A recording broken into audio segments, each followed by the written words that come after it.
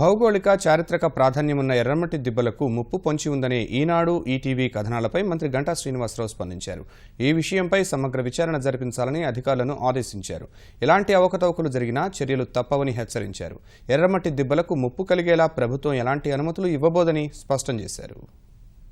మంత్రి ఉన్నాడా, లేకపోతే ఎంపీ ఉన్నాడా, ఎమ్మెల్యే ఉన్నాడా, ఎవరు ఉన్నారన్నా దీనికి ఎటువంటి పరిస్థితుల్లో ఎవరిని కూడా స్పేర్ చేయాల్సిన అవసరం లేదు.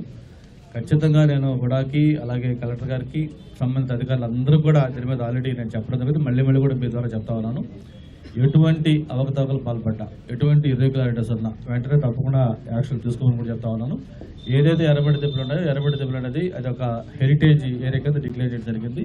ఖచ్చితంగా దాన్ని ప్రొటెక్ట్ చేసుకోవటం, దాన్ని కాపాడుకోవాల్సిన బాధ్యత మా అందరితో పాటు మీ పైన కూడా ఉంది. ఖచ్చితంగా మనం కాపాడుకుందాం.